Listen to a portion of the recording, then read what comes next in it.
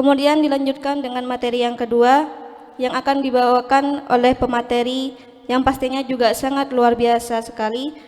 Di sini sebelum dilanjutkan dengan pemateri, saya akan membacakan kurikulum vitae untuk pemateri kedua kita.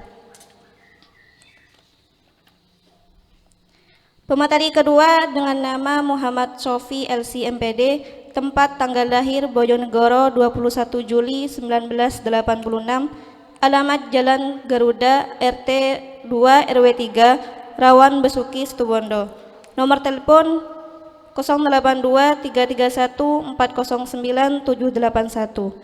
Email sofi86@gmail.com. Moto hidup sebaik-baik manusia adalah yang bermanfaat untuk sesama. Riwayat pendidikan MI Hidayatul Mubtadiin Kepoh Baru Bojonegoro, SMP Wahid Hashim Kepoh Baru Bojonegoro, MA Muallimin Muallimat Tambak Beras Jombang, PP Bumi Damai Al-Muhibbin Bahrul Ulum Tambak Beras Jombang, Universitas Al-Ahqaf Tarim Hadrumaut Yaman. Pengalaman organisasi: pengurus MWCNU Besuki, pengurus DMI atau Dewan Masjid Indonesia, ketua KBRA atau Keluarga Besar Ruqyah Aswaja PAC Besuki. Kepada yang terhormat pemateri kita yang kedua, Gus Muhammad Sofi LC MPD, selaku pengasuh Majelis Al-Bilad dan Kajian Az-Zahra yang sekaligus YouTuber Islami, waktu dan tempat kami persilahkan. Assalamualaikum warahmatullahi wabarakatuh. Bismillahirrahmanirrahim. Nahmaduhu wa nasta'inuhu wa nastaghfiruh wa na'udzu billahi min syururi anfusina wa min sayyiati a'malina. May yahdihillahu fala mudilla lahu wa may yudlil fala hadiya lahu. Asyhadu an la ilaha illallah wahdahu la syarika lah wa asyhadu anna sayyidana Muhammadan abduhu wa rasuluh. Allahumma salli wa sallim ala sayyidina Muhammadin iftahi babi rahmatillah adada ma fi ilmillah, salatan wa salaman daimaini bidawami mulkillah wa ala alihi wa sahbihi wa mawalah wa la hawla wa la quwata illa billah. Amma ba'du. Hadratal muhtaramin wal mukarramin, para tokoh agama, para tokoh masyarakat, para kiai, para ustadz, wabil khusus Ketua Takmir Masjid Besar Baitur Rahman Al-Ustadz Haji Khaironi Hidayat SAG MM, sekaligus juga perwakilan dari kantor Kementerian Agama Kabupaten Situbondo, yang tidak lupa juga kami hormati Ketua Remas Masjid Besar Baitur Rahman Al-Ustadz Haji Muhammad Hasan Iliyin SPSI. Ada juga dihadir di hadapan kita pemateri yang handal, Al-Ustadz Al-Mukarram Haji Hambali MPD selaku Wakil Rektor Universitas Nurul Jadid Paiton Probolinggo. Hadir juga bersama kita Ketua Ansor MWCNU Besuki Al-Ustadz Hendra Fatayasin, dan tidak lupa para sahabat mahasiswi dari Universitas Islam Malang yang dimuliakan oleh Allah. Alhamdulillah pada kesempatan kali ini kita masih diberikan kesempatan oleh Allah sehingga bisa hadir dalam acara kajian online dengan tema tasyabbuh di malam tahun baru antara toleransi dan gengsi, yang insya Allah kita selalu diberikan kesehatan oleh Allah Subhanahu wa Ta'ala. Kedua kalinya salawat beserta salam semoga tetap kita curah limpahkan kepada junjungan kita, kepada pemimpin kita, kepada idola kita, kepada penyelamat kita, pemberi syafaat kita, yaitu Nabi besar Muhammad sallallahu alaihi wasallam. Hadirin wal hadirat, para sahabat pendengar dan yang menyaksikan live streaming dari channel Remas Baitur Rahman Besuki yang dimuliakan oleh Allah. Di sini kami akan sedikit membahas tentang perayaan malam tahun baru Masehi. Yang pertama, sudah kita kenal bersama bahwasanya kita mengenal ada dua macam kalender, ada kalender Masehi, ada kalender Hijriah. Kalender Hijriah lebih identik kepada kalendernya umat Islam, sedangkan kalender Masehi ini adalah kalender yang juga dipakai orang Islam, tapi asal usulnya bukan dari orang-orang Islam. Kalender Masehi dan kalender Hijriah ini juga tidak lepas juga dari yang dinamakan kalender Syamsiah dan Qamariyah, di mana dalam hal ini disebutkan di dalam Al-Quran Asy-syamsu wal qamaru bihusban. Asy-syamsu wal qamaru bihusban. Matahari dan rembulan itu sebagai perhitungan pergantian hari, pergantian bulan atau pergantian tahun, sehingga muncullah ada dua macam kalender, kalender Syamsiah dan kalender Qamariyah, atau bisa kita sebut kalender Masehi dan kalender Hijriah. Pada saat pergantian tahun baru Hijriah atau tahun baru Islam, sudah kita ketahui bersama bahwa ini ada perayaan-perayaan yang cukup meriah yang dirayakan oleh umat Islam di seluruh penjuru dunia, mulai dari ada yang pawai lampion, ada kemudian mengadakan tablik akbar, pengajian umum dan seterusnya. Dan ini wajar karena ini adalah tahunnya orang-orang Islam. Jadi wajar ketika mereka kemudian merayakan dengan perayaan dan ritual-ritual yang berbau keagamaan. Tapi kemudian menjadi aneh jika kemudian kalender Masehi yang saya baca tadi malam itu, kalender Masehi itu asal usulnya dari seorang raja Kaisar Romawi di Eropa, itu bernama Julian. Julian ini membuat kalender dengan nama kalender Gregorius, kalender Gregorian, kalender Gregorian. Kaisar Romawi ini namanya Gregorius, membuat kalender dengan nama-nama bulan sesuai dengan nama-nama kaisar pada saat itu. Contoh, bulan Agustus, karena pada saat itu ada kaisar namanya Agustinus. Ada juga namanya bulan Januari, karena pada waktu itu ada patung yang berkepala dua, satunya menghadap ke sana, satunya menghadap ke sana. Ini menggambarkan untuk meninggalkan tahun yang lama dan kemudian menyongsong tahun yang baru. Kemudian disebut patung Januari, yang kemudian diabadikan menjadi bulan Januari. Ini bukan dari orang-orang Islam kalau kita telusuri. Kemudian itu dinamakan kalender Gregorian. Sehingga kemudian setelah itu ketika meninggal dunia Kaisar Julian ini, kalender ini diambil alih oleh seorang paus, kemudian dibawa ke Vatikan, dan kemudian kalender ini dirubah pada saat pertemuan PBB, yang kemudian seluruh dunia ini diseragamkan memakai kalender Masehi, yang kemudian disebut kalender ini, kalender Masehi ini, Miladiyah ini. Dan kalender Masehi ini bukan berasal dari Isa Al-Masih, tidak ada hubungnya dengan Isa Al-Masih. Murni ini adalah sesuatu yang berasal dari orang-orang barat, jadi tidak ada hubungannya dengan Isa Al-Masih. Ini hanya penamaan saja, dinamakan Masehi. Kemudian ini biasanya setiap penghujung tahun yang sering menjadi perbincangan adalah Natal dan Tahun Baru. Ketika Natal, kita sudah ketahui bersama bahwasanya yang dijadikan Tuhan mereka sebagai orang Kristen itu adalah Yesus Kristus. Mereka meyakini Yesus Kristus itu adalah sebagai Tuhan. Sedangkan mereka juga meyakini Yesus itu juga ada di dalam agama Islam sebagai Nabi Isa. Tapi yang pasti ketika kita merujuk kepada Al-Quran, di dalam surat Al-Maidah ayat 116 sampai 117, bahwasanya pernah Nabi Isa itu ditanya oleh Allah Subhanahu wa taala, A'udzu billahi minasyaitonir rajim, wa id qala Allah ya Isa ibn Maryam a anta qulta lin nasi ittakhiduni wa ummi ilahaini min dunillah. Nabi Isa ini pernah ditanya oleh Allah, wahai Isa, apakah engkau pernah berkata kepada umatmu untuk menjadikan engkau sebagai Tuhan dan ibumu juga sebagai Tuhan? Jadi ini sudah diabadikan di dalam Al-Quran. Nabi Isa menjawab, qala subhanaka ma yakunu li an aqula ma laysa li bihaq. Maha suci engkau ya Allah, jika aku mengatakan seperti itu, maka engkau pasti mengetahui. Aku mengatakan kecuali dengan perkataan yang benar. Engkau pasti tahu jika aku memang mengatakan seperti itu untuk mengajak umatku menjadikan aku sebagai Tuhan.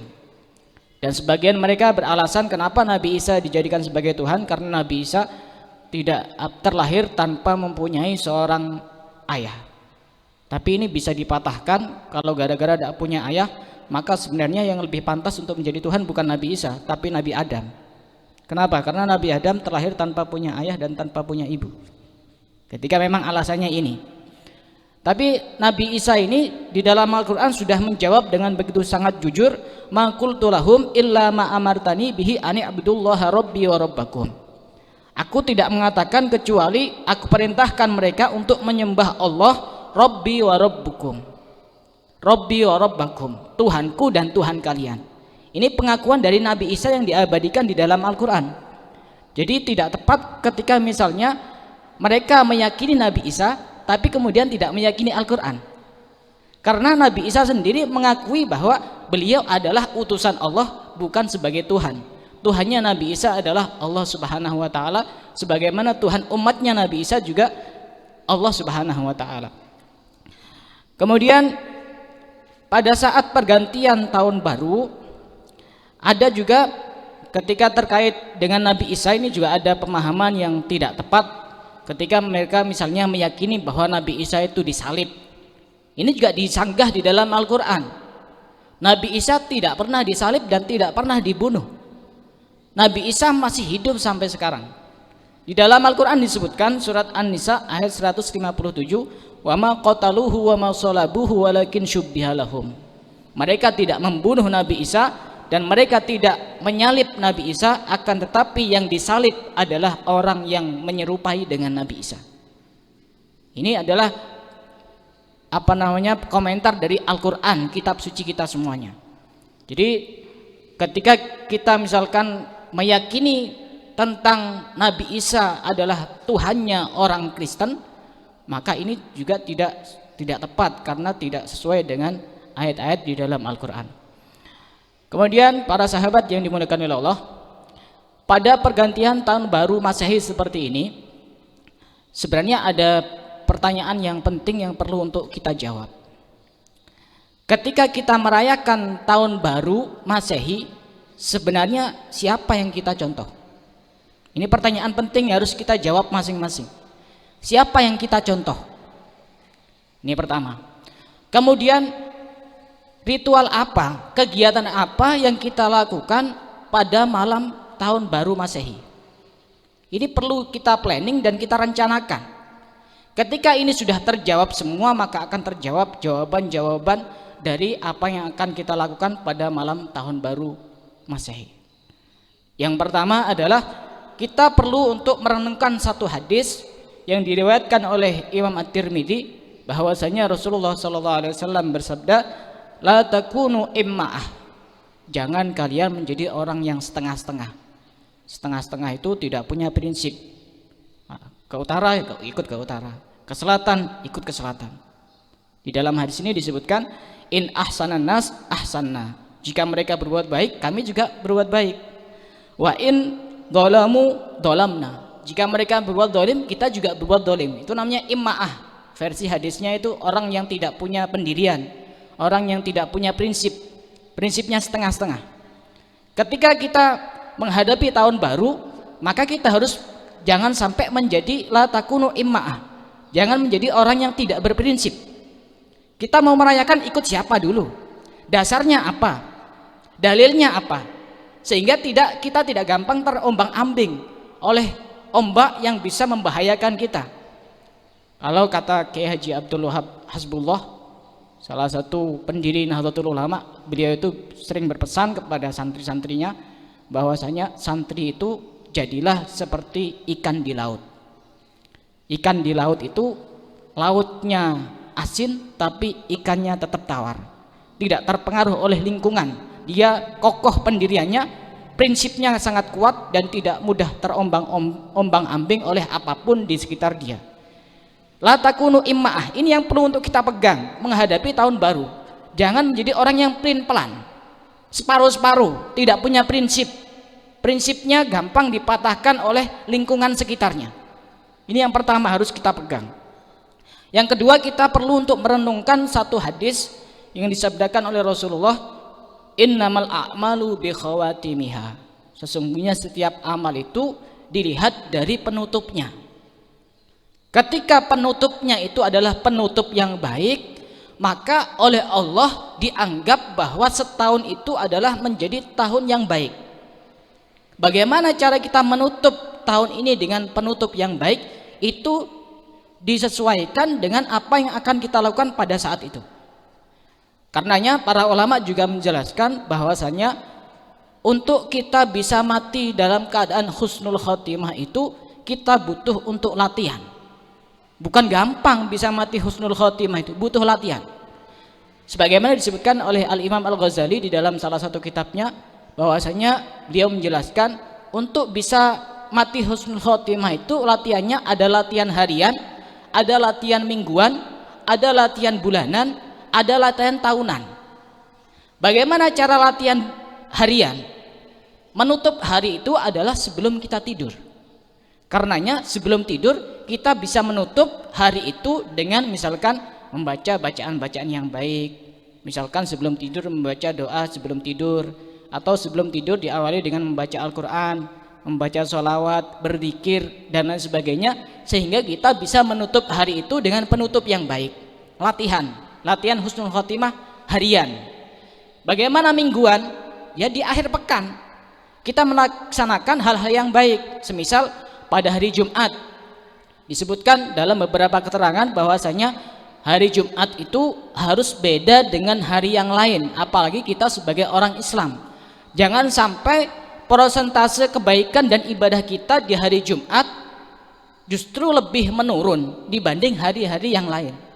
Karena hari Jumat ini adalah kita berusaha menutup pekan itu dengan penutup yang baik pada hari Jumat, sehingga kita ketika bisa menutup akhir pekan dengan penutup yang baik, Allah mencatatnya satu pekan penuh itu adalah dipenuhi dengan kebaikan. Itu ketika kita latihan mingguan. Ada latihan bulanan, ya di akhir bulan. Di akhir bulan tanggal 29 atau tanggal 30 atau tanggal 31, 32 ada. Kita bisa latihan. Di akhir bulan itu diusahakan kita melakukan hal-hal yang tidak sama seperti pada hari-hari yang sebelumnya, sehingga kita bisa menutup bulan itu dengan penutup yang baik, sehingga kemudian kita masuk dalam kategori hadis innamal a'malu bi khawatimiha. Sesungguhnya setiap amal itu dilihat dari pungkasannya, dari penutupnya. Kalau kita bisa menutup bulan itu dengan penutup yang baik, maka satu bulan penuh itu dianggap oleh Allah dengan penutup yang baik. Itu latihan bulanan. Ada latihan tahunan sekarang ini. Mau pakai kalender Hijriyah atau kalender Masehi, kita ambil positifnya. Walaupun kita tetap menggunakan kalender Masehi, tapi kita ambil positifnya. Bagaimana caranya kita bisa menutup tahun Masehi ini dengan penutup yang baik? Salah satu yang bisa kita lakukan, ya salah satu caranya dengan acara-acara seperti ini. Mengadakan kajian, atau nanti malam misalnya bersilaturahim kepada orang tua, kepada keluarga, atau misalkan bersilaturahim kepada sahabat, atau menghadiri acara-acara zikir, acara-acara sholawat, kalaupun ada acara pengajian, menghadiri acara pengajian, sehingga kemudian kita dianggap oleh Allah dalam satu tahun itu adalah tahun yang baik, karena Allah itu mencatat dan menghitung amal kita ketika kita bisa menutupnya dengan penutup yang baik. Sama seperti ketika orang meninggal dunia, kemudian di akhir hayatnya dia mengucapkan la ilaha illallah dakhalal jannah. Kenapa kok bisa seperti itu? Dilihat dari pungkasannya. Tapi tidak gampang seperti itu, butuh latihan. Kata para ulama butuh latihan. Ada latihan harian, ada latihan mingguan, ada latihan bulanan, dan juga ada latihan tahunan. Sehingga tidak mudah orang bisa mati husnul khotimah. Kita misalkan hobi melakukan maksiat, melakukan dosa, kemudian kita berharap bisa mati husnul khotimah. Dari mana? Bisa, kalau memungkinkan ya sangat mungkin, tapi kemungkinannya kecil. Kita butuh latihan untuk bisa mulut kita ini refleks, karena mulut kita ini ketika digunakan istiqomah mengucapkan hal-hal yang baik, kemudian sering istiqomah berzikir, baca sholawat, baca Quran dan seterusnya, maka akan ada kontrol di dalam mulut kita, sehingga di akhir hidup kita yang keluar adalah perkataan-perkataan yang baik. mengucapkan akhir hidupnya la ilaha illallah, sehingga kemudian dia bisa mati dalam keadaan husnul khatimah. Itu tentang pendahuluan menyambut tahun baru Masehi. Dan ada satu pertanyaan yang mungkin akan saya jawab, kemudian nanti dilanjutkan oleh moderator dengan pembahasan-pembahasan yang lain, mungkin nanti bisa tanya jawab. Yang pertama, saya bahas tentang bagaimana hukumnya mengucapkan selamat tahun baru Masehi. Bagaimana hukumnya? Di sini ada banyak perbedaan pendapat di antara para ulama. Hanya saja di sini ada pendapat yang mungkin bisa kita pakai semuanya, yang tidak ada madorotnya. Insya Allah bisa kita pakai semua. Ini sebagaimana disebutkan oleh Syekh Jalaluddin Asyuti di dalam kumpulan fatwanya. Beliau menjawab bahwasanya tentang pengucapan selamat tahun baru atau hari raya atau pergantian bulan atau perayaan-perayaan yang lain, itu terjadi perbedaan pendapat di antara para ulama. Akan tetapi beliau menjawab bahwasanya pendapat beliau ini, Syekh Jalaluddin Asyuti, arahu annahu mubahun, boleh. Boleh itu artinya ya tidak dosa juga tidak dapat pahala. Ini pendapat yang insya Allah tengah-tengah. Annahu mubah, boleh, ya tidak dosa juga tidak dapat pahala, karena tidak ada hubungannya dengan ritual ibadah. Laisa bisunnah wala bid'ah, tidak sunnah juga tidak bid'ah. Kalau bid'ah ini terlalu ekstrim nanti, apalagi sampai sesat, mengatakan tahun baru sesat semua nanti. Ini orang Islam ini semuanya sesat dan tidak ada yang tidak sesat ini. Ini menurut pendapat beliau Syekh Jalaluddin Asyuti di dalam kumpulan fatwanya. Jadi bolehlah kita mengucapkan selamat tahun baru, itu boleh. Tapi alangkah lebih baiknya bukan cuma sekedar ucapan, tapi bagaimana kita bisa mengartikan dan merenungkan pergantian tahun baru itu sehingga kita bisa menjadi pribadi yang jauh lebih baik. Sebagaimana dalam satu hadis disebutkan, khairukum man tala umruhu wa hasuna amaluhu. Sebaik-baik kalian itu adalah orang yang panjang umurnya dan baik amal perbuatannya. Ini kan berarti ada kesimpulan bahwa ketika kita sudah bisa menghadapi tahun 2021, itu berarti kita dipanjangkan umurnya oleh Allah. Yang menjadi pertanyaan, umur kita itu umur yang bagaimana? Apakah umur yang barokah atau umur yang tidak barokah? Itu bisa dilihat dari isi dari umur kita sendiri. Ketika isinya adalah hal yang negatif, maka kita masuk dalam satu hadis, wasyarrukum man tala umruhu wa sa'a amaluhu. Dan seburuk-buruk kalian adalah orang yang panjang umurnya akan tetapi buruk amal perbuatannya. Dan juga sebagai renungan akhir tahun juga ada satu hadis juga yang mengatakan, man kana yaumuhu khairan min amsihi fahuwa rabihun.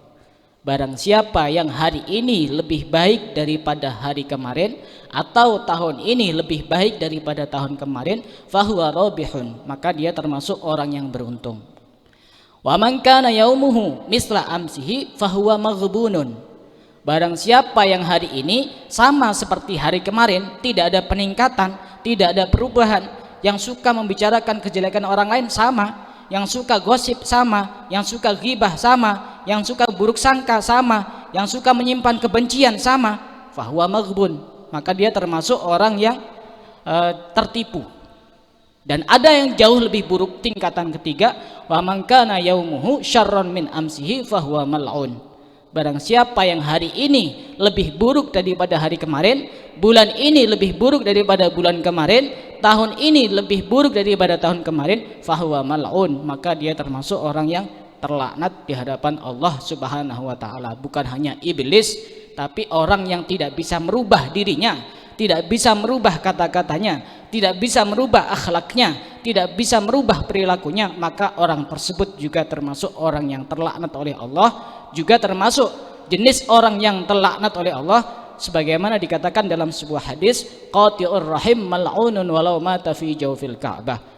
Orang yang memutus tali silaturahim itu akan mendapatkan laknat dari Allah walaupun dia mati di tengah-tengah Ka'bah. Kurang mulia apa orang mati di tengah Ka'bah? Akan tetapi jika dia memutus tali silaturahim kepada keluarga, kepada kerabat, maka dia termasuk orang yang dilaknat oleh Allah. Tapi ini tidak berlaku kepada mantan. Kadang anak-anak muda sekarang itu sudah diputus sama pacarnya, tapi jangan sampai memutus tali silaturahim. Tidak berlaku itu, salah jalur, jurusannya beda. Silaturahim kepada sahabat, kepada guru, kepada kerabat, kepada keluarga masuk akal. Kepada mantan, ya cuma sekedar menyapa sih tidak masalah. Tapi kalau tiap hari tetap ini komunikasi, itu bukan kemudian kita niatkan menyambung tali silaturahim, menyambung dosa, iya. Kan seperti itu. Mungkin ini saja yang bisa kami sampaikan. Untuk lebih jelasnya nanti ada beberapa pembahasan juga terkait merayakan tahun baru. Juga ada nanti bagaimana ada trompet, kembang api, petasan, kemudian ada minuman keras, ada pesta-pesta seks, ada kemudian bersiul, kemudian ada hukum bagaimana menyemir rambut, itu nanti insya Allah akan kita bahas. Cukup ini saja sementara yang bisa kami sampaikan. Wassalamualaikum warahmatullahi wabarakatuh.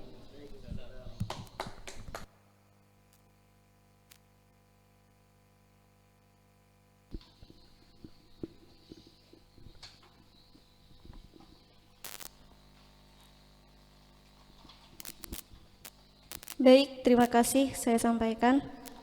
Kemudian dilanjutkan dengan acara selanjutnya, yakni sesi tanya jawab.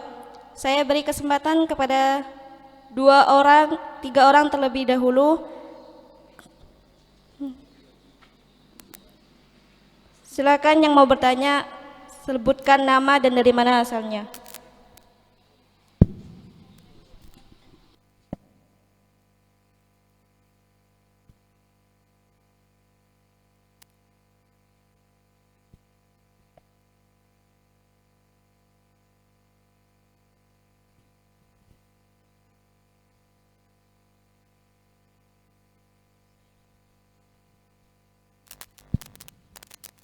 Terima kasih. Assalamualaikum warahmatullahi wabarakatuh. Biar rame saja.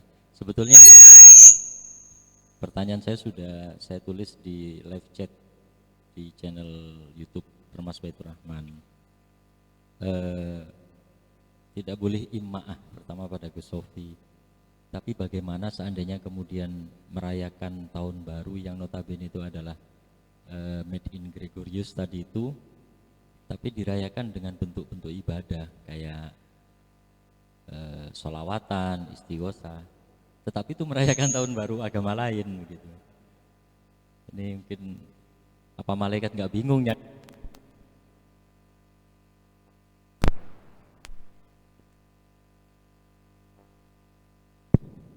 Cek, oke. Jadi ya mudah-mudahan malaikat nggak bingung saja. Terus untuk ini Pak Haji Hambali, kajian sosiokultural sangat menarik konsep-konsep yang beliau tawarkan tadi. Seringkali begini Pak Haji Hambali selaku wakil rektor, di masyarakat itu kan ada hal-hal yang apa ya, kalau istilah bahasa Indonesia itu hiperkorek, sesuatu yang salah tetapi karena biasa dilakukan akhirnya seolah-olah menjadi benar. Sementara dalam syariat itu hiperkorek, tetap dianggap salah. Ya salah satunya mungkin seperti tahun baru ini yang sudah terlanjur dirayakan oleh seluruh manusia, yang kalau di Indonesia yang merayakan justru sebagian besar adalah umat Islam. Nah, kalau misalnya ada satu adat, satu kebiasaan masyarakat yang sebetulnya secara husnul khuluq atau akhlak yang baik ma'al makhluk, itu baik sebetulnya, menjalin silaturahim dan sebagainya, tetapi dari segi syariat negatif.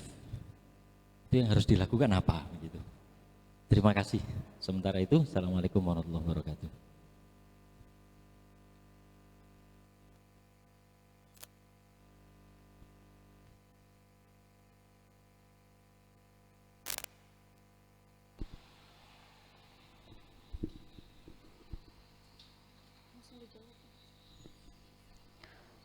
Bagaimana kepada para pemateri, apa langsung bisa dijawab atau bagaimana?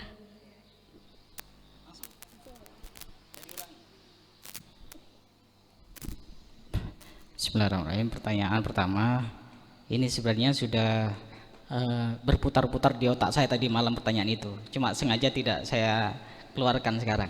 Ya, benar, benar itu. Membaca pikiran saya. Jadi seperti ini. Memang di sebagian daerah, di sebagian kota itu memang ada banyak tokoh agama dari ustadz, para kiai, para habaib yang melakukan acara-acara besar di malam tahun baru Masehi. Dan rata-rata mereka itu tujuannya bukan untuk merayakan tahun baru Masehi, akan tetapi untuk meminimalisir kemaksiatan-kemaksiatan yang dilakukan di tempat yang di sekitar situ. Jadi memang daripada mungkin karena orang itu merayakan tahun baru Masehi, salah satu faktornya dia tidak punya kegiatan, sehingga ikut-ikutan sama teman-temannya, ikut-ikutan sama tetangga-tetangganya. Seandainya mereka difasilitasi ada semacam tablik akbar atau pengajian umum atau dzikir bersama, sholawat bersama, itu akan jauh lebih baik untuk menyelamatkan mereka dari melakukan kegiatan-kegiatan yang tidak ada sisi positifnya. Bahkan sampai ada yang berzina, ada yang sampai minum minuman keras, dan bahkan ada sampai ada kasus pembunuhan disebabkan karena merayakan tahun baru yang mungkin lebih banyak madorotnya dibanding manfaatnya. Jadi saya husnudon saja bersama mereka-mereka itu, para tokoh agama yang mengadakan acara-acara besar di malam tahun baru itu tujuannya untuk menyelamatkan anak bangsa agar tidak terjatuh kepada perkara-perkara yang justru tidak memberikan manfaat kepada mereka, termasuk perzinaan, miras, kemudian keluyuran, kemudian janjian, ketemuan di tempat-tempat yang sepi. Dan bahkan sangat miris, beberapa tahun yang lalu saya membaca bahwa sebagian toko itu menggratiskan pembelian kondom, digratiskan. Ini kan berarti menolong untuk melakukan kemaksiatan. Menolong itu hukumnya sama seperti mereka yang melakukan kemaksiatan. Walaupun yang menjual sendiri tidak berzina pun, maka juga melakukan hal yang sama, mendapatkan dosa yang sama. Kalaupun misalnya mereka tokoh agama itu niatnya memang murni memperingati tahun baru, tapi karena kegiatan di dalamnya adalah kegiatan-kegiatan yang positif, seandainya merayakan tahun baru tuh kita ngambil hukum yang paling angker, paling keras, haram misalkan, minimal mungkin bisa tertutupi dengan kegiatan-kegiatan yang di dalamnya ada zikir, kemudian dosanya ini mengecil sehingga kemudian diampuni oleh Allah Subhanahu wa taala. Jadi saya kira untuk sementara jawabannya seperti itu kepada Al-Mukarram pengurus dan ketua takmir Masjid Besar Baitur Rahman Al-Ustadz Haji Khairani Hidayat. Jadi seperti itu, jawaban sementara seperti itu. Terima kasih. Terima kasih, kami sampaikan satu pertanyaan yang sangat mudah dari Ketua Takmir Masjid Besar Baitur Rahman, tapi jawabnya ini yang susah ini. Jadi berdasarkan pada satu pengalaman di mana saya ada banyak berkecimpung di dunia organisasi, ya insya Allah mulai dari zaman saya SMA saya sudah aktif di Ibnu, kemudian juga di Ansor dulu ketika di Malang, kemudian di Probolinggo dan di Situbondo. Saya juga banyak berkecimpung di organisasi kemasyarakatan, yang di Takmir, yang di MBC, yang di Paguyuban, yang di Yayasan, yang di sekolah, dan yang di madrasah. Memang kita akan dihadapkan dengan beragam karakter orang, ada yang sabar, ada yang tidak sabar, ada yang ya mohon maaf, ada yang hasut, ada yang iri, ada yang dengki, kemudian ada yang baik, ada yang suka memberi nasihat kepada kita, beragam. Nah, dari pengalaman-pengalaman yang kami alami dari kami selama berada di organisasi itu, memang kita tidak jarang akan dihadapkan kepada koreksi yang diberikan kepada kita untuk menilai apakah kinerja kita itu sudah baik atau tidak. Tetapi terkadang ini memang ada-ada. Jadi kita itu dihadapkan kepada seseorang yang hiper, gitu. Hyper ini yang melampaui batas gitu ya. Nah, berkenaan dengan ini bagi saya ini dihadapkan, kalau itu kebetulan ditujukan pada kita, saya menyaringnya melalui keikhlasan kita di dalam melakukan tugas dan kewajiban. Selama apa yang kita lakukan, menjalankan tugas dan kewajiban itu sesuai dengan kebenaran dan keyakinan yang telah kita lakukan, ya kita anggap pertama itu adalah koreksi yang diberikan kepada kita agar kita lebih baik. Kemudian yang kedua, apabila apa yang dikoreksikan kepada kita dari orang yang melakukan koreksi kepada kita itu, kita klarifikasi. Kemudian yang ketiga, apabila koreksi yang diberikan kepada kita itu sesungguhnya di luar jalur yang semestinya diberikan kepada kita, kita justru akan memberi nasihat kepada kita. Kalau dari ketiganya ini tidak bisa kita lakukan, biasanya saya itu lebih mendoakan kepada Allah, mudah-mudahan dia dikembalikan kepada jalan yang lurus. Kalau kita kemudian menganggap bahwa koreksi yang dia lakukan itu lebih mengarah kepada satu fitnah, ya berarti ada satu kezaliman yang dilakukan oleh seseorang itu kepada kita. Mungkin dalam hal ini saya tertarik dengan apa yang disampaikan oleh Mas Sofi, bahwa kita itu menjadi orang harus punya prinsip, tidak boleh terpengaruh kepada orang lain. Justru kalau kita akan terpengaruh kepada orang lain, kita harus dapat mengetahui dasar apa yang bisa kita jadikan sebagai rujukan ketika kita harus ittiba, tidak hanya sekedar taklid kepada orang lain, dasar hukumnya apa, dari Al-Qur'annya apa, dari hadisnya apa, dan lain sebagainya. Nah, dalam hal ini sebenarnya Allah Subhanahu wa ta'ala pun sudah menegaskan kepada kita berkaitan dengan hal itu di dalam surat Al-Maidah itu, a'udzubillahi minasyaitonirrajim, ya ayyuhalladzina amanu 'alaikum anfusakum la yadurrukum man dhalla idza tadaitum ilallah marjiukum jami'a fayunabbiukum bima kuntum ta'malun. Jadi hai orang-orang yang beriman, jagalah dirimu, tiadalah orang yang sesat itu akan memberi mudarat kepadamu apabila kamu telah mendapat petunjuk. Hanya kepada Allah kamu kembali semuanya. Nah, berkenaan dengan hal ini, adik-adik sekalian, insya Allah nanti ketika akan bermasyarakat akan dihadapkan dengan persoalan-persoalan seperti itu. Saya ingat apa yang pernah disampaikan oleh abah saya. Abah saya itu bercerita ketika berada di musola, dia membaca satu hadis apa itu ya, qulil haqqa walau murron gitu kan. Jadi kemudian itu didengar oleh mbah saya. Kemudian mbah saya itu mengingatkan kepada abah saya, gak ngono ji, lo udah iya, tidak begitu ji. Kita itu ketika akan menyampaikan sesuatu walaupun benar, dilihat dulu situasi dan kondisinya.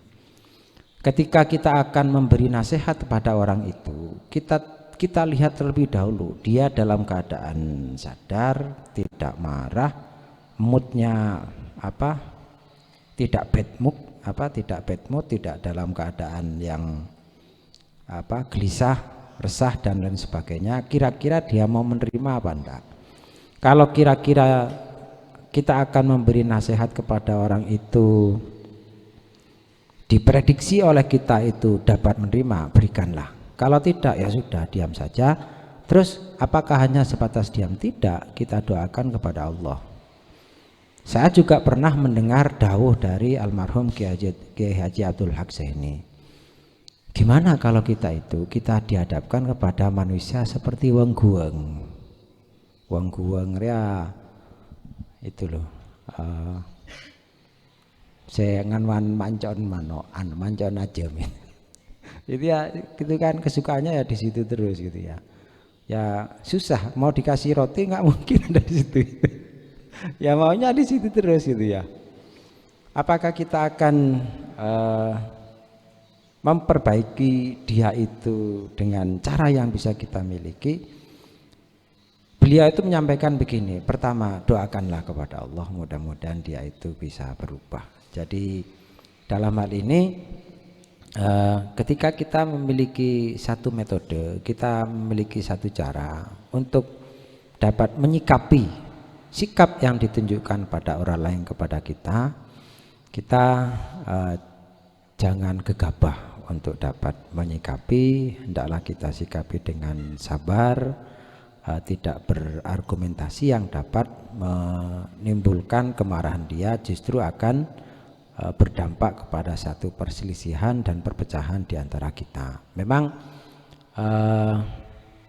perlu ada kehati-hatian di dalam kita itu melakukan interaksi dengan kawan kita, dengan teman kita. Terkadang ada di antara kita itu dalam satu organisasi orang yang idealis gitu ya, orang yang saklek, orang yang merasa bahwa apa yang ia lakukan benar dan merasa apa yang dilakukan oleh orang lain kurang benar atau bahkan tidak benar, maka dengan lantang dia mengatakan salah kamu gitu ya. Padahal itu adalah satu cara yang kurang elok sebenarnya dalam satu organisasi. Kenapa demikian? Di dalam organisasi itu yang perlu dipahami adalah perbedaan adanya tugas dan fungsi. Fungsi dan tugas yang berbeda-beda. Tidak mungkin ketua itu tugasnya sama dengan sekretaris. Sekretaris nggak mungkin sama dengan bendara. Bendara tidak mungkin sama dengan seksi bidang pembangunan, perlengkapan dan seterusnya. Tetapi dari struktur organisasi yang ada itu pasti ada perbedaan tugas dan fungsi dan kewajiban, fungsi dan tugas. Oleh karena itu perbedaan-perbedaan itu laksanakan sesuai dengan fungsi dan tugasnya, tetapi yang perlu diingat adalah untuk mencapai satu tujuan yang sama. Nah, dari sinilah kita perlu keterampilan untuk berkomunikasi. Saya kira ini hal yang bisa kami sampaikan terkait dengan pertanyaan gampang yang disampaikan oleh Ketua Takmir, tetapi saya cukup untuk memeras otak agar dapat menjawab dengan baik. Terima kasih, menarik. Silakan adik-adik barangkali. Terima kasih saya sampaikan. Kemudian dilanjutkan dengan pertanyaan yang berada di live chat. Monggo yang mau bertanya. Baik, Assalamualaikum warahmatullahi ta'ala wabarakatuh. Saya Khairul Anam dari Universitas Nurul Jadid Python Probolinggo, Prodi Hukum. Jadi di sini karena saya masih awam terkait dengan Islam, jadi saya mau bertanya dasarnya saja seperti itu. Untuk pemateri yang kedua yakni Bapak Moh Sofi LCMPD, seperti ini. Di daerah saya khususnya saya sebutkan Sumber Malang, yakni daerah pegunungan seperti itu, Ustaz. Di sana ada juga bukan cuma dari Islam saja, akan tetapi beraneka ragam agama juga seperti itu. Yang dimana kalau kita melihat dari Indonesia ini adalah Bhinneka Tunggal Ika seperti itu. Jadi kita harus mempunyai toleransi. Nah, untuk agama yang bukan non-Islam pada perayaan Tahun Baru Islam itu ada cara menghormatinya tersendiri. Jadi dia juga ada yang ikut ke masjid seperti itu. Untuk agama yang bukan Islam atau non-Islam. Sedangkan yang saya mau pertanyakan, bagaimana juga cara Islam menyikapi atau menghormati budaya yang sudah ada seperti saat ini, seperti tahun baru ini, bagaimana versi Islamnya seperti itu, cara menghormatinya seperti itu. Ya mungkin itu saja yang dapat saya pertanyakan pada pemateri kedua. Terima kasih. Assalamualaikum warahmatullahi ta'ala wabarakatuh. Baik, terima kasih. Kepada pemateri kedua, apakah bisa langsung dijawab atau bagaimana? Saya dulu sebelum materi yang kedua. Nanti ada hukumnya, Mas Sofi. Pokoknya hukum-hukum Mas Sofi gitu. Terkait dengan pluralisme dan multikulturalisme sosial budaya, insya Allah saya akan menjawabnya.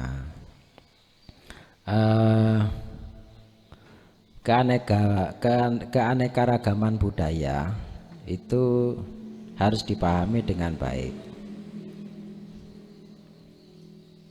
karena kita harus dapat meyakini ya, Bhinneka Tunggal Ika ini prinsip bagi kita sebagai bagian dari bangsa Indonesia.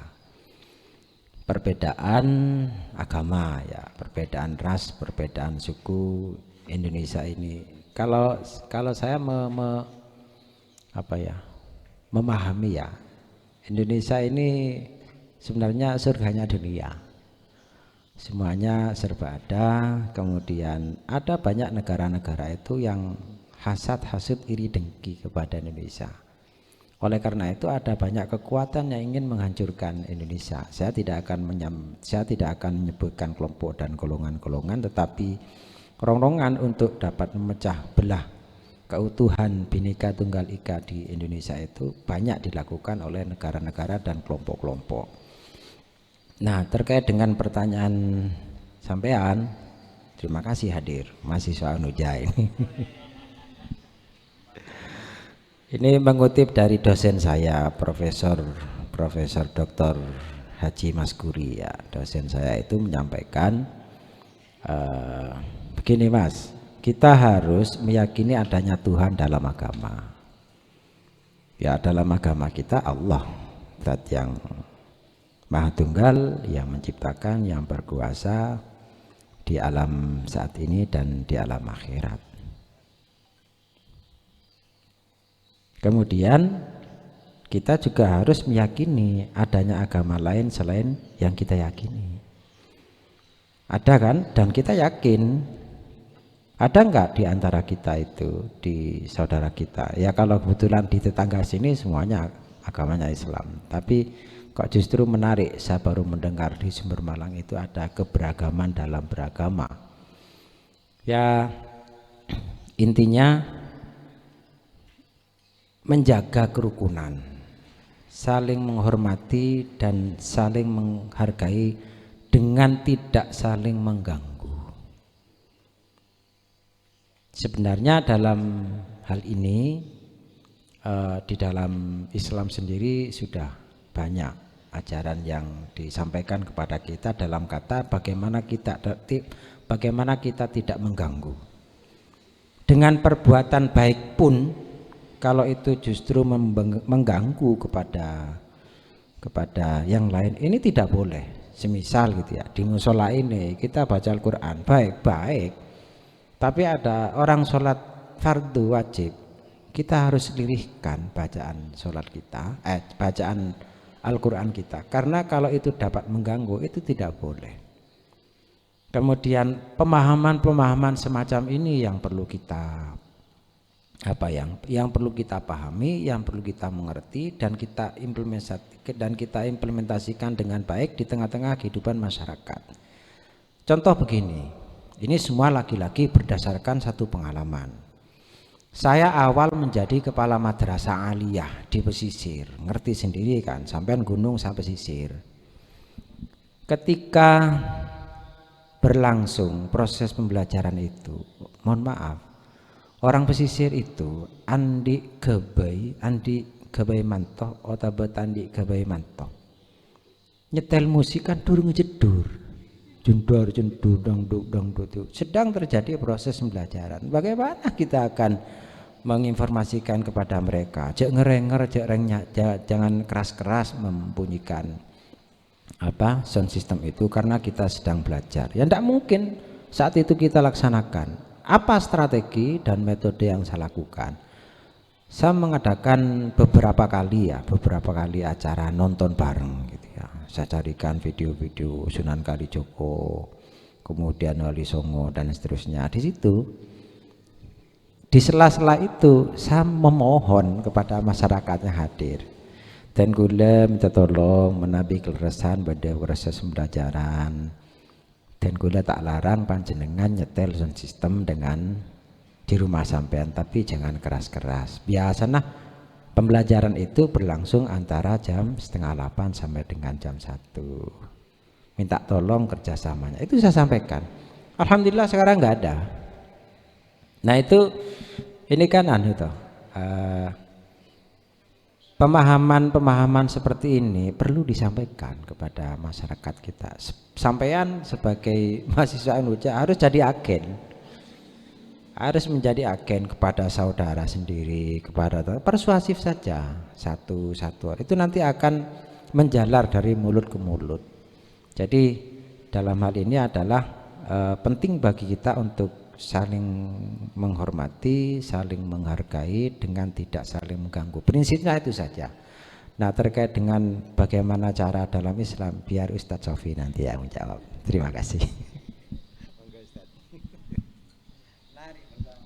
Ya, bismillahirrahmanirrahim. Ini pertanyaan juga sama seperti pertanyaan pertama. Sudah berputar-putar di otak saya tadi malam. Benar. Sengaja tidak saya sampaikan biar ada yang tanya. Sudah berputar-putar di otak saya. Terkait tentang bagaimana cara kita toleransi kepada tetangga-tetangga kita yang tidak beragama Islam, bagaimana cara sikap kita kepada mereka. Sebenarnya Islam sendiri itu adalah Islam yang agama yang sangat toleransi. Terbukti dalam beberapa hadis di situ yang menjelaskan tentang hak-hak tetangga, hukukul jar itu sangat toleransi sekali Islam itu. Contoh, ketika ada orang yang tidak Islam, kemudian ada yang sakit, di dalam ajaran Islam kita dianjurkan untuk menjenguk mereka. Ini bagian dari toleransi dan menghormati. Ketika misalnya orang yang non muslim, misalnya orang Kristen, hutang kepada orang Islam, kita juga tidak dilarang untuk kemudian menolak mereka ketika berhutang kepada kita. Kemudian termasuk jenis toleransi di dalam Islam juga, walaupun mereka hidup berdampingan dengan kita, kita tidak boleh mengganggu selama mereka itu tidak memerangi dan mengganggu kepada orang Islam. Itu namanya kafir dhimmi. Ini sangat toleransi sekali. Cuma toleransi itu kan juga pasti ada batasannya yang tidak mengganggu akidah dan kepercayaan kita. Jadi semisal contoh ya, pada saat malam tahun baru kemudian kita punya tetangga yang bukan Islam, salah satu jenis sikap kita untuk toleransi kepada mereka mungkin dengan kita datang ke rumahnya bersilaturahim. Di dalam Islam tidak dilarang. Tapi kalau misalkan langsung kemudian merayakan dengan perayaan-perayaan dengan kegiatan yang negatif, salah satunya misalkan kita meniru mereka dengan menyemir rambut misalnya, maka itu tidak termasuk jenis toleransi. Kenapa? Karena walaupun menyemir rambut misalkan merah, kuning, hijau, oranye, pink kayak gitu misalnya, itu sebenarnya di dalam Islam diperbolehkan. Tapi menurut Imam Ghazali di dalam kitab Ihya Ulumuddinnya, beliau menjelaskan jika sesuatu yang boleh itu kemudian menjadi syiarnya orang-orang fasik, maka sudah semestinya ditinggalkan. Ada kiai besar gitu yang pakai semiran, ada habaib yang terkenal pakai semir itu sudah menjadi syiarnya orang-orang fasik yang sudah semestinya ditinggalkan. Walaupun sebenarnya secara hukum asal di dalam fikih-fikih itu semir selain warna hitam itu diperbolehkan. Tapi ini sudah konotasinya ke sana ketika pakai semir hitam itu. Apalagi kemudian kita merayakan tahun baru dengan misalkan pesta-pesta, minum-minuman keras, bahkan narkoba, sabu-sabu, sampai berzina. Ini bukan jenis toleransi kalau dengan kegiatan seperti itu. Artinya ada batasannya toleransi itu. Kita memang seperti yang disampaikan oleh pemateri pertama bahwa toleransi itu tidak saling mengganggu. Mereka ketika beribadah ke gereja silahkan, kita tidak boleh mengganggu, tidak boleh pas ngebom atau dan sebagainya.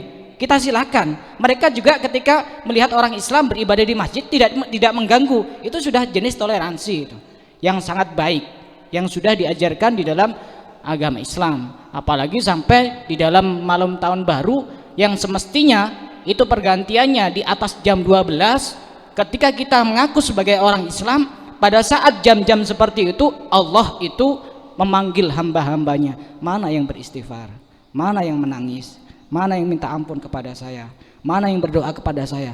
Justru pada saat itu kita lupa kepada Allah Subhanahu wa taala. Merayakan dengan pesta pora, dengan berteriak-teriak, dan bahkan dengan bercampur antara laki-laki dan perempuan. Sampai saya pernah mendengar ceramah dari Habib Muntir Al-Musawa dari Jakarta. Beliau itu sampai menangis. Pada saat itu beliau itu mengadakan acara takbir akbar. Beliau berceramah bahwasanya dosa yang paling banyak dilakukan orang Islam adalah dosa pada malam tahun baru. Itu semuanya ada itu. Mulai dari perzinaan, minum-minuman keras, kemudian sabu-sabu, kemudian ada pembunuhan. Kalau dulu umat-umat terdahulu itu ketika menyakiti Rasulullah, mereka melemparkan kotoran di kepala Rasulullah. Tapi umat sekarang ini bukan cuma kotoran yang dilempar, akan tetapi dosa ditimpakan di atas pundak Rasulullah. Rasulullah itu baik ketika masih hidup atau ketika sudah wafat, beliau selalu memintakan ampunan kepada umatnya. Kita ini setiap hari aktivitas kita ini dilaporkan oleh Rasulullah. Jika Rasulullah melihat umatnya itu berbuat baik, beliau memuji kepada Allah. Akan tetapi jika melihat umatnya itu banyak berbuat dosa, beliau beristighfar, memintakan ampunan kepada Allah. Apakah pada malam tahun baru justru kita membuat Rasulullah sibuk untuk beristighfar kepada kita, seakan-akan kita itu memerintahkan Rasulullah, ya Allah saya banyak dosanya, tapi kita justru terlarut dalam melakukan dosa itu sendiri tanpa mau beristighfar menghadap kepada Allah di pertengahan malam yang justru pada saat itu adalah waktu-waktu yang sangat mustajab. Jadi toleransi boleh, tapi ada batasan-batasannya, dan Islam sangat toleransi sekali. Tidak boleh mengganggu, boleh menghormati, boleh membantu ketika ada tetangga yang sakit, kita boleh menjenguk, bukan dilarang. Itu sudah jenis dari toleransi. Saya kira cukup itu saja sementara.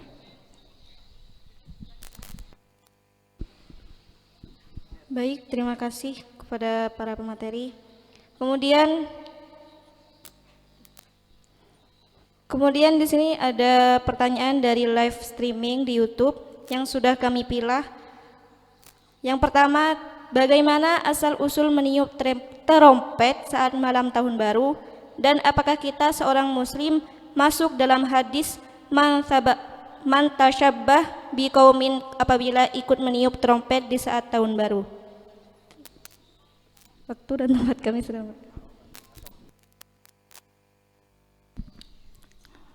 Ini juga sama seperti pertanyaan pertama dan kedua.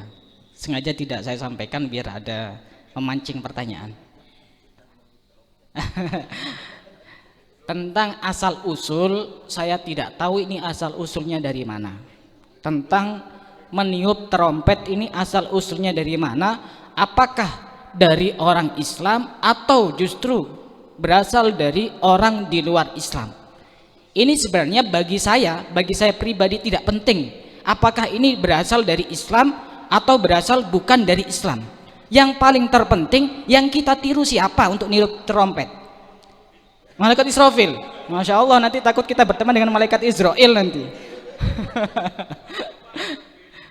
Jadi yang perlu untuk saya pertanyakan ini bukan apakah ini asal usulnya dari orang Islam atau bukan dari orang Islam, tapi yang menjadi pertanyaan saya, yang kita tiru siapa? Seandainya pun ini berasal dari orang Islam, apakah ini contoh dari orang soleh? Seperti itu. Ketika jawabannya tidak, ya sudah semestinya kita tidak perlu untuk menyerupai kepada mereka. Karena di dalam satu syair disebutkan, fatashabbahu illam takunu mislahum inna tashabbuha bil kirami falahu.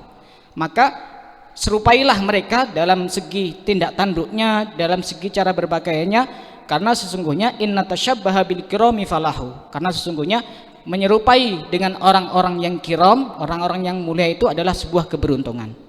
Sebenarnya ini ada ketika kita merujuk kepada dalil tentang para ulama bagaimana mengomentari hadis man tasyabbaha biqaumin fahuwa minhum.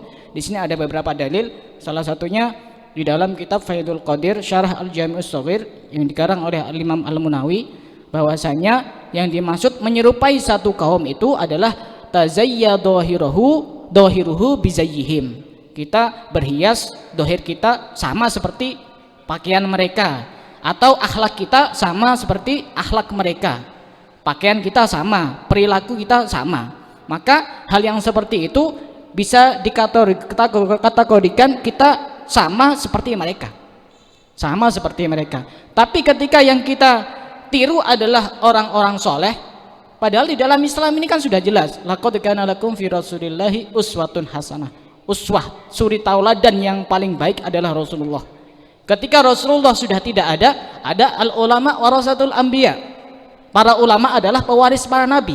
Kita perlu untuk melihat para ulama.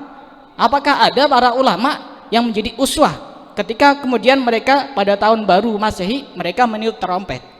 Jadi seperti itu. Jadi apakah asal usulnya saya tidak paham, asal usulnya dari mana. Cuma yang terpenting bagi saya, mau niru siapa. Seandainya dari Islam pun, apakah kita niru orang soleh? Yang pasti bukan orang soleh, tapi orang-orang fasik. Sehingga ketika kita meniru kepada orang-orang fasik, apalagi sampai mengajak kepada orang lain, kita melakukan dosa secara berjamaah. Dilakukan terus oleh generasi-generasi setelahnya, sehingga kemudian punya dosa jariah, dosa yang terus mengalir sampai kita kemudian meninggal, terus dikirimi dosa oleh teman-teman kita, keluarga kita, dan seterusnya. Jadi seperti itu.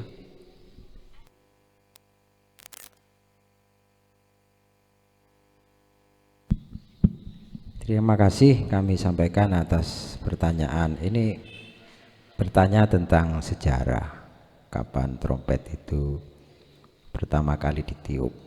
Budaya meniup trompet itu sudah ada sejak berabad-abad tahun yang lalu sebenarnya, dimulai oleh bangsa Yahudi, bukan oleh bangsa Islam.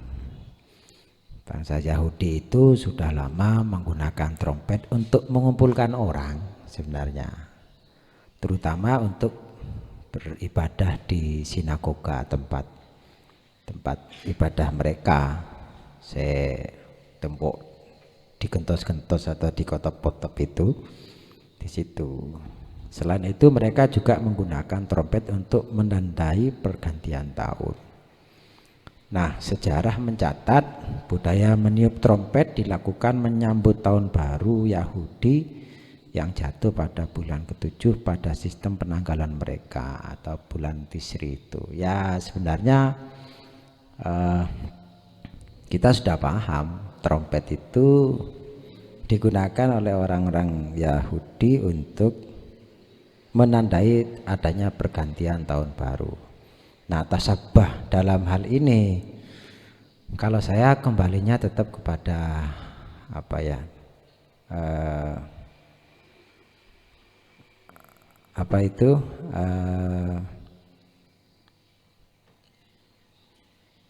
multikulturalisme dan pluralisme. Bagi saya, kalau bagi saya ini ya, ikhbar saja. Bagi saya kayaknya capek mau tiup trompet itu, kok lebih baik ya mungkin minimal bersiul saja, atau saya juga punya burung. Kalau ada anak saya yang minta, saya upayakan untuk tidak memenuhi hal itu. Dan karena saya menyadari ya takut ditasabahkan dengan mereka orang Yahudi itu untuk mendandan itu. Dan saya jujur merasa senang, merasa bangga.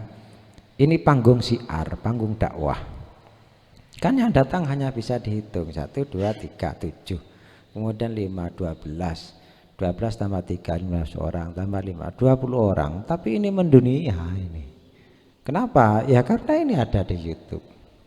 Saya share semua grup-grup, ya terserah mau nonton mau tidak, mereka terserah. Yang penting saya sudah syiar bahwa kita Masjid Besar Baitur Rahman bersinergi, bekerja sama dengan Wing Maliki Ibrahim Malang sudah mengadakan kegiatan kembali menyitir dan yang disampaikan oleh Ustadz Sofi. Perbuatan itu dilihat dari akhir kegiatan yang dilakukan. Mudah-mudahan kegiatan akhir tahun sekarang tanggal 31 Desember ini Allah mencatat dari Januari 2020 sampai dengan sekarang kita ini sedang berada di majelis taklim Ya mudah-mudahan para sayap malaikat menaungi kita dalam perjalanan, dan mudah-mudahan kita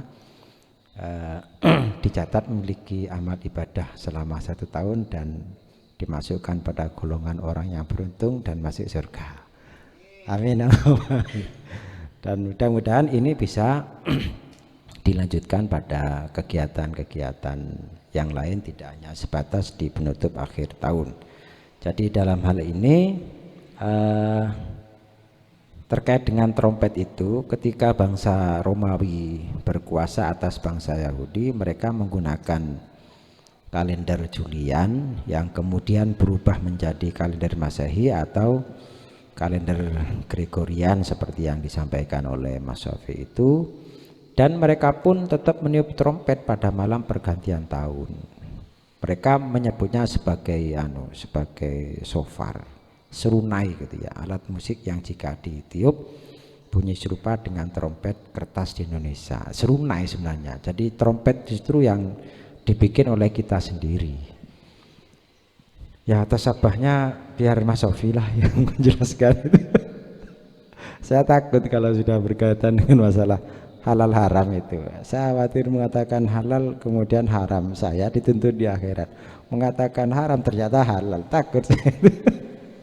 Kalau bagi saya sendiri ya mengupayakan lah nanti malam bersama bersama kawan-kawan takmir akan bakar ikan. Ya tasakuran dari kegiatan yang sudah kita akhiri. Nanti Mas Sofi boleh datang, Mas Iin boleh datang, pengurus takmir yang lain boleh datang, kita bakar ikan bersama. Nanti kita tawasulkan kepada Rasulullah, kirim Al-Fatihah kepada para leluhur kita, kemudian kita bersedekah dengan memakan bersama.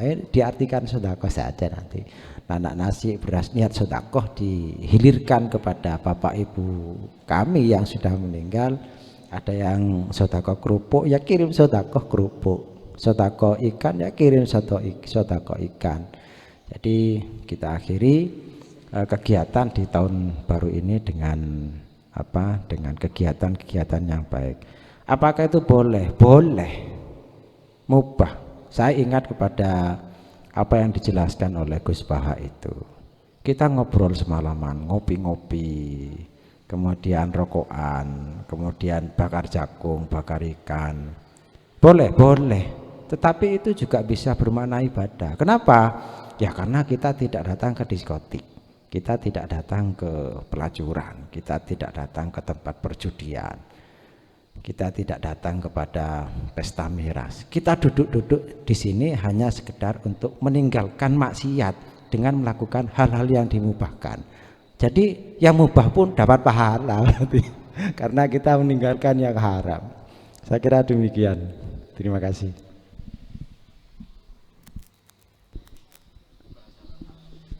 Baik, terima kasih. Kemudian dilanjutkan kepada pertanyaan yang kedua dari Dr. Uji yang berkesinambungan dengan pertanyaan yang pertama. Apa saja batasan tasyabbuh dari hadis man tasyabbaha biqaumin fahuwa minhum? Terima kasih.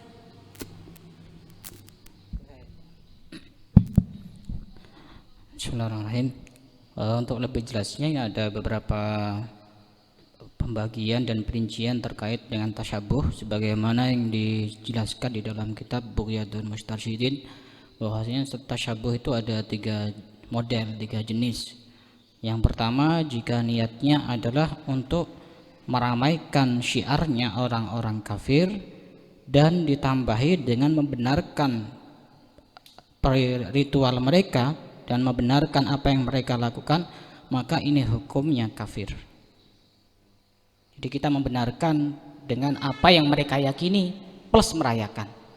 Maka halnya ya meyakini di dalam hati, ini urusan hati. Kalau urusan keyakinan, meyakini di dalam hati. Jadi kita merayakan tasyabbuh sama seperti mereka, misalkan meniup trompet, dan kita membenarkan dengan apa yang mereka yakini, maka ini berbahaya, bisa kafir. Yang kedua adalah kita ikut merayakan tapi tidak ikut membenarkan dengan apa yang mereka yakini. Ini tengah-tengah, tidak sampai kafir tapi berdosa. Hukumnya ini berdosa.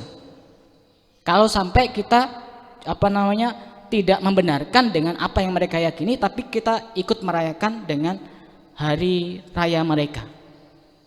Dan yang ketiga, tidak punya niat kedua-duanya, tidak membenarkan juga kemudian tidak tasyabuh, atau tasyabuh dan kemudian tidak membenarkan dan tidak ikut merayakan, maka tidak apa-apa.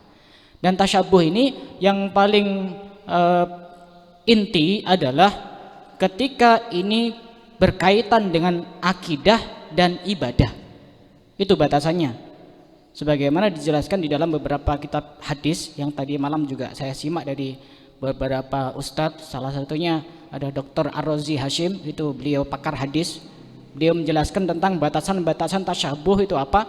Kalau dari segi pakaian tidak masuk, karena tidak masuk dalam hal ibadah dan keyakinan atau akidah. Contoh misalnya orang berpakaian koko, ini siapa dari siapa? Bukan dari orang Islam, tapi karena cuma pakaian tidak berpengaruh dan tidak masuk dalam satu hadis ini. Man tasyabbaha biqaumin fahuwa minhum. Contoh banyak busana-busana orang Islam yang juga bukan berasal dari Islam, tapi itu hanya sekedar pakaian saja, tidak berhubungan dengan keyakinan dan juga tidak berhubungan dengan ibadah. Atau kadang-kadang simbol itu walaupun cuma simbol, tapi karena itu sudah mengarah kepada keyakinan seseorang, maka itu juga kita tidak diperbolehkan untuk memakai simbol itu. Contoh salib, kan cuma sekedar simbol, tapi itu melambangkan keyakinan mereka, maka itu tidak diperbolehkan. Cuma kalau sekedar pakaian seperti itu atau atribut-atribut yang tidak mengarah kepada keyakinan dan ritual agama mereka, maka itu diperbolehkan. Saya kira sementara seperti itu.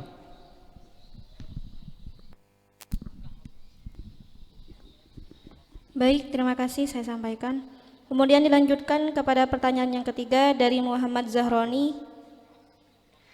Izin bertanya dari pendapat Imam Jalaluddin As-Suyuti yang menyatakan bahwa mengucapkan tahun baru itu mubah. Maka apa yang menjadi dasar beliau berpendapat demikian? Terima kasih.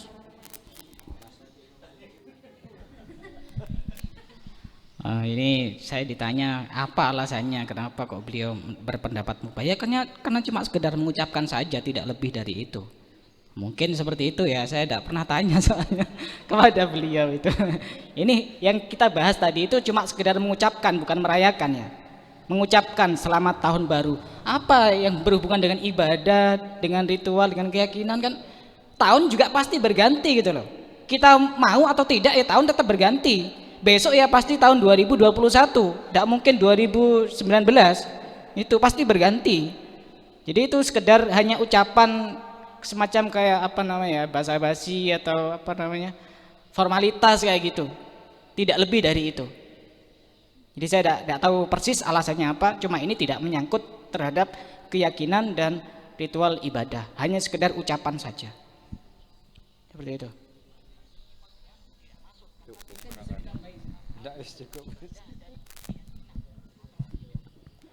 Baik, terima kasih saya sampaikan.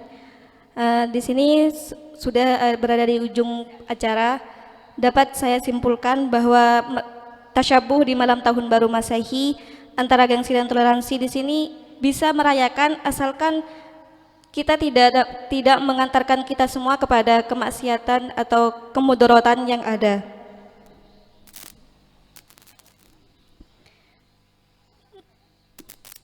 Hadirin Bapak Ibu yang berbahagia, alhamdulillah rangkaian sesi diskusi pada hari ini sudah terlaksana dengan baik dan sangat lancar.